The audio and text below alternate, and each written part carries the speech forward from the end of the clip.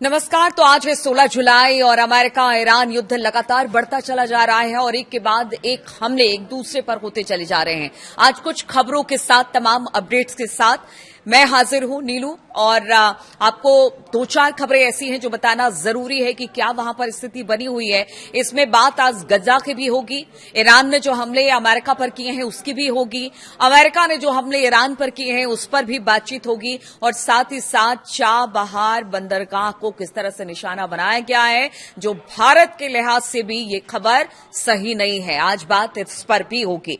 तो चलिए शुरुआत करते हैं सबसे पहले लेटेस्ट हमलों की। तो हम आपको बता दें, अमेरिका ने बड़ा प्रहार किया है ईरान पर, और खबर मिल रही है कि ईरान के टैंक यूनिट पर हमला किया गया है और काफी ज्यादा नुकसान वहां पर पहुंचा है। अगर अहबाज की बात की जाए, जहां पर यूनिट है, टैंक यूनिट है ईरान का, वहां पर सबसे ज्यादा T-72 टैंक है और कहते हैं कि सबसे खतरनाक टैंक है, और वहां पर उनकी जबरदस्त ईरान की इस पर पकड़ है, उस पर हमला किया गया है और अमेरिका की तरफ से दावा किया गया है कि इसको तबाह कर दिया गया है। अब देखिए, एक के बाद एक हमले हो रहे हैं। 7 सैनिक ईरान के पहले ही मारे जा चुके हैं और अब इस तरह से टैंक यूनिट पर हमला करना अपने आप में बड़ी खबर माना जा रहा है। इधर अगर बात की जाए 16 जुलाई की सुबह की ही बात की जाए, तो ईरान ने भी अमेरिका के हमले के जवाब में जवाब दिया है और बहरीन, कुवैत और जॉर्डन पर हमला किया है। अगर बहरीन की बात की जाए, एयरबेस पर बड़ा हमला किया बैलिस्टिक मिसाइलों से। हालांकि यह कहा गया बहरीन की तरफ से कि इंटरसेप्ट उनको कर लिया गया, लेकिन बताया जा रहा है कि इसके बावजूद कई ऐसी बैलिस्टिक मिसाइलें हैं जो अंदर जाकर गिरी है, यानी कि अमेरिकी एयरबेसिस पर गिरी है और उसके बाद वहां पर भारी तबाही हुई है।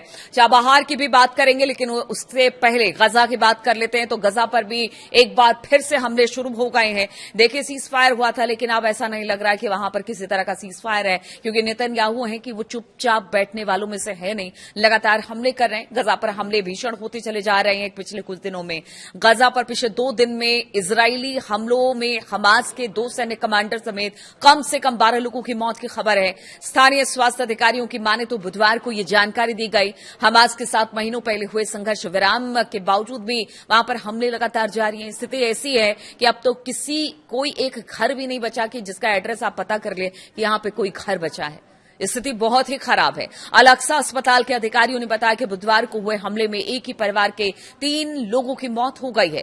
इजरायली सेना ने बुधवार को उत्तरी गजा में हुए एक हमले में हमास के 2 कमांडरों को मार गिराया, और इजरायल का ऐसा कहना है कि हम तो मारते हैं हमास के कमांडरों को, हमारा तो टारगेट वही है। लेकिन वहां पर जिस तरह के हमले हो रहे हैं उससे तो ऐसा नहीं लगता। जिस अस्पताल पर हमला हुआ है, अस्पताल के अधिकारियों ने बताया कि मंगलवार को उत्तरी गजा के घनी आबादी वाले जबालिया शरणार्थी शिविर के नजदीक एक पुलिस थाने पर भी हवाई हमले हुए हैं। यानी बुधवार, मंगलवार, उससे पहले भी हमने देखा किस तरह से गजा में अलग अलग ठिकानों पर हमले हुए हैं और इसमें काफी लोग मारे गए हैं। नासिर अस्पताल के अधिकारियों ने बताया कि खान यूनिस में एक टेंट शिविर पर भी बमबारी की गई है और यहां पर भी एक व्यक्ति की मौत हो गई है। तो पहले ही गजा बर्बाद हो चुका है, अब और क्या बर्बाद करने के लिए वहां पर बचा है कि लगातार वहां पर हमले इजरायल की तरफ से किए जा रहे हैं। और बताया जा रहा है कि इजरायली सेना दक्षिण शहर रफाह के बाहर मुवासी इलाके में एक बच्चे को भी उसने गोली मार दी है, जिससे उसकी मौत हो गई है। इजरायली सेना ने मध्य और दक्षिणी गजा में हुए हमले पर तुरंत कोई टिप्पणी नहीं की है। जबालिया में हुए हमले के बारे में एक बयान में उसने दावा किया कि मारे गए 4 पुलिस अधिकारी हमास के चरमपंथी थे। तो इस तरह के दावों के साथ वहां पर लगातार हमले गजा में हो रहे हैं। स्थिति बद से बदतर होती जा रही है, कोई रोकने वाला नेतन्याहू को नहीं है और उनके दावे के समर्थन में कोई सबूत हालांकि इजरायल ने पेश नहीं किए। वो हमेशा हमले करता है, लेकिन जहां पर सबूत देने की बात होती है वहां पर किसी तरह का कोई सबूत नहीं मिलता दिखाई देता है। इजरायली सेना के अनुसार आईडीएफ के हमलों में अली शमलाक हमास के नुखबा कंपनी का डिप्टी कमांडर था।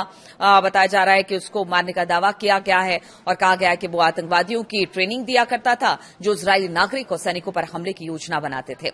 आईडीएफ के मुताबिक मारा गया दूसरा आतंकी नासिर लोह था, जो हमास के सबरा बटालियन में नुखबा सील का प्रमुख था। तो इस तरह की बातें अब कर रहा है। हालांकि किसी तरह का कोई सबूत नहीं दिया है इजरायल ने और लगातार हमले गजा में इस वक्त चल रहे हैं और यहां पर हालात बद से बदतर है। अब देखिए, बात चाबहार की कर रही थी। अमेरिका ने ईरान के चाबहार पोर्ट पर भीषण बमबारी की। रिपोर्ट के मुताबिक ईरान के अहम चाबहार बंदरगाह पर मौजूद समुद्री ट्रैफिक कंट्रोल टावर पर अमेरिकी सेना ने मिसाइल से हमले के लिए, जिसमें टावर पूरी तरह से तबाह हो चुका है। देखिए, पिछले बार जब हमला हुआ था तब चाबहार बिल्कुल बच गया था। कहा जा रहा था कि खुदा का शुक्र है कि चाबहार बच गया, लेकिन अब इस बार खास तौर पर चाबहार को निशाना बनाया जा रहा है। एक हफ्ते से भी कम समय में इस सुविधा पर दूसरा सीधा हमला बताया जा रहा है अमेरिका का। अमेरिका ने दक्षिणी ईरान के चाबहार में आम नागरिकों के इस्तेमाल करने वाली मैरीटाइम कंट्रोल टावर पर भी हमला किया है। रणनीतिक नजरिए से अगर बात की जाए तो चाबहार ईरान के लिए बहुत अहम है। यह हॉर्मुज स्ट्रेट के बाहर देश का एकमात्र गहरे पानी वाला बंदरगाह है, जो कि ईरान को खाड़ी से गुजरे बिना सीधे हिंद महासागर तक पहुंचा देता है। यह भारत के सहयोग से बने चाबहार कॉरिडोर का मुख्य केंद्र भी है, जो पाकिस्तान को पूरी तरह से दरकिनार करते हुए ईरान को अफगानिस्तान और मध्य एशिया से जोड़ता है। फिलहाल यह साफ नहीं हो पाया है कि क्या यह हमला उस जगह पर किया गया जहां भारत का प्रोजेक्ट है, लेकिन चाबहार पोर्ट पर हमला करना हॉर्मुज चोक पॉइंट के बाहर व्यापार करने पर और काम काज चलाने की ईरान की क्षमता पर सीधे सीधे हमला करने का संकेत है। ईरान के पोर्ट्स और मैरीटाइम अफेयर्स अथॉरिटी के अनुसार प्रोजेक्टाइल हमले में वॉच टावर को बेहद नुकसान पहुंचा है। इस टावर को 9 जुलाई को हुए पिछले हमले में भी नुकसान पहुंचा था और कल जिस तरह से हमला हुआ उस पर भी पहुंचा है। पोर्ट कॉम्प्लेक्स में मौजूद 2 डॉकिंग सुविधाओं पर भी हमला किया गया है, जिससे कुछ इलाकों में बिजली भी चली गई है। इसके अलावा टावर का इस्तेमाल मुख्य रूप से नागरिक कार्यों जैसे कि मछुआरों के रेस्क्यू ऑपरेशन और समुद्री व्यापार की सुरक्षा के लिए किया जाता था। इसका इस्तेमाल हमलों के बाद चाबहार के शहीद बेहिश्ती और कलंतरी टर्मिनलों के पास के बुनियादी ढांचे और 2 डॉकिंग सुविधाओं यानी कि मरीन पियर्स को भी नुकसान पहुंचा है, जिसकी वजह से शहर और पोर्ट के कई हिस्सों में बिजली गुल हो गई है। चाबहार पोर्ट भारत की विदेश नीति और रणनीतिक विसाध का एक बेहद मजबूत और ड्रीम प्रोजेक्ट रहा है। भारत ने पाकिस्तान को बाईपास करके अफगानिस्तान, मध्य एशिया और रूस तक व्यापारिक पहुंच बनाने के लिए इसमें भारी निवेश कर रहा है। और अब देखिए, अगर चाबहार को निशाना बनाया जाता है तो आप समझिए कि कितना नुकसान ईरान के लिए भी है और भारत के लिए भी है। देखिए, जिस तरह से बात हो रही थी कि इस प्रोजेक्ट को निशाना नहीं बनाया जाएगा, लेकिन अब इसी को निशाना बनाया जा रहा है ताकि तेल आपूर्ति यहां पर रुक जाए, महंगाई बढ़ जाए और इसी महंगाई बढ़ने का डर अब सता रहा है। देखिए, ये खबर तब आई है जब फॉक्स न्यूज एजेंसी ने प्रांत के एक अधिकारी के हवाले से बताया कि ईरान के दक्षिण पश्चिमी खुर्जिस्तान प्रांत में गेहूं के भंडारण वाले एक साइलो और एक अन्य जगह पर रात में अमेरिकी प्रोजेक्टाइल से हमला हुआ।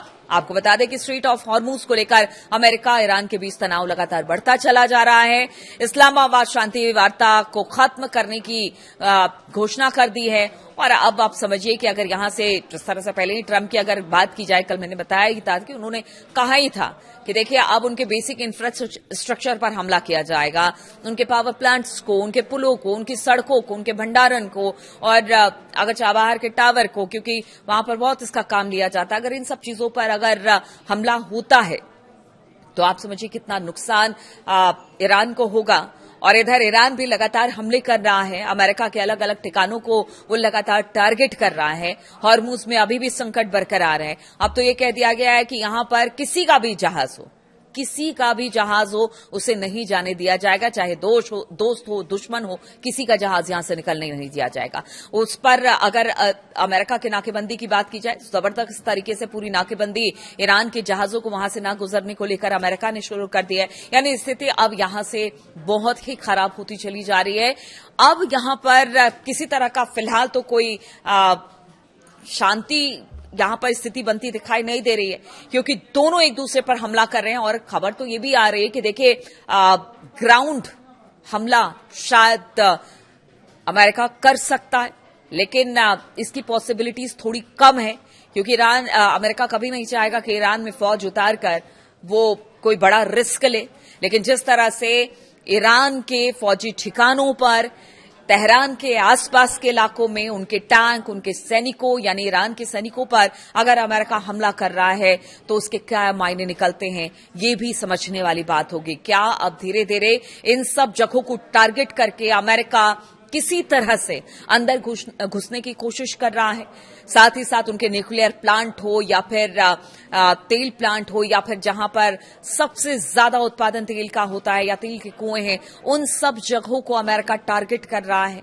इसके पीछे अमेरिका की मंशा क्या है? इधर अगर इजराइल की बात की जाए तो दूसरे मोर्चे पर लेबनान और गजा में हमले तेज कर दिए गए हैं इजराइल की तरफ से। तो क्या पूरी तरह से एक रणनीति बनाकर घेरने की कोशिश की जा रही है? इधर ये भी खबर आ रही है कि जो इराक के कुर्द फोर्सेज हैं, क्या वो अंदर दाखिल होंगे? तो बहुत सारी संभावनाएं, आशंकाओं के साथ अब ये युद्ध धीरे धीरे स्प्रेड होता चला जा रहा है। युद्ध और अपनी चरम स्थिति पर पहुंच गया है। रोजाना हमले हो रहे हैं। अब तो बताया जा रहा है कि अमेरिका दिन के समय में भी ईरान पर हमले कर रहा है। इधर बाकी अगर खाड़ी देशों की बात की जाए, चाहे वो कुवैत हो या फिर बहरीन हो, जॉर्डन हो, हर जगह के सरकारों ने कह दिया है अपने लोगों से कि देखिए, सरकार जो कह रही है उसका पालन करे। यानी सिक्योरिटी पर्पज से उनकी जिंदगी को लेकर सरकार अगर कोई फैसला ले रही है तो उसको माने, सेफ्टी उन्हीं के लिए की गई है। यानी हर कोई सतर्क यहां पर दिखाई दे रहा है, लेकिन ये सतर्कता तब काम नहीं आती है जब कोई मिसाइल या ड्रोन वहां पर जाकर गिरता है और फिर एक विनाश देखने को मिलता है। और ये विनाश अब पूरे गल्फ कंट्री में, खाड़ी देशों में देखने को मिल रही है। अब ये मामला कितना आगे बढ़ेगा, अब और किस तरह के हमले होंगे, कितने ठिकानों को निशाना बनाया जाएगा, अमेरिका और इजराइल की मंशा क्या है, क्या कोई रणनीति के तहत ये सब कुछ किया जा रहा है, ईरान अब इससे किस तरह से दो चार हो रहा है, किस तरह से जवाब देगा आगे भी इन हमलों का, इस पर मेरी नजर रहेगी। बहुत बहुत शुक्रिया मेरे साथ इस वीडियो में शामिल होने के लिए।